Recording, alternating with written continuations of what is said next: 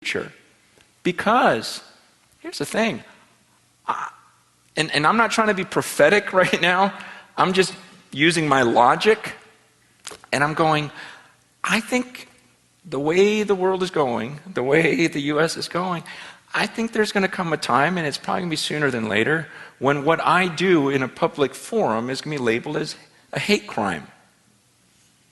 That a lot of things that we teach will be labeled as hate speech. And will these public forums even be able to take place? And as we get closer to that, and there becomes this little war of whether we can do it or not, we'll be so consumed with winning this war that we'll forget about preparing for the future. And again, let me just throw a couple examples out at you. And I'm not saying this is where the U.S. is going. Understand me. I just want to throw a thought out at you. And again, it's from history, which I'm terrible at history. But this I do know because I read it in a book. We had these communist revolutions in China and in Russia. In both revolutions, they were trying to kill the church, right? I mean, the whole point is we're gonna destroy the church.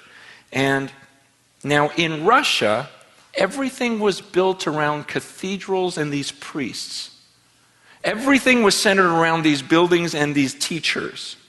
The moment the government took away these teachers and the church assets, the people didn't know where to turn.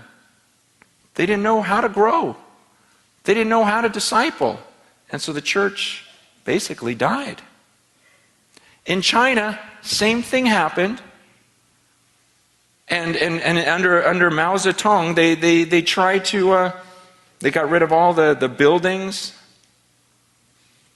But there was something different about the church in China. See, before all that happened, they had empowered the ordinary Christians.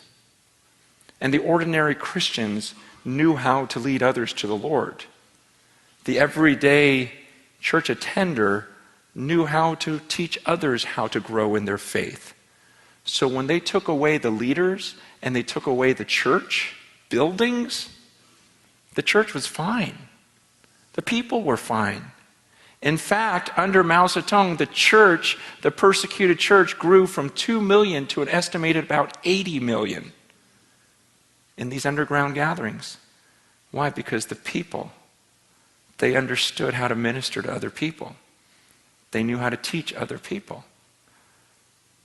And I just want you to look at your life and go, okay, which camp would I fall into? Would I be one of those that's just lost, like, wow, what do we do now?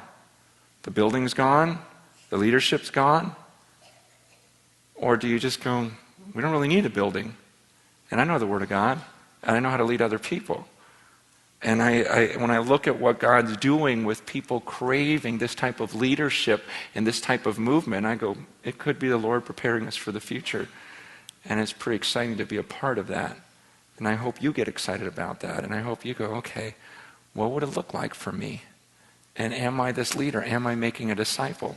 Because regardless, biblically, that's what we're supposed to be doing.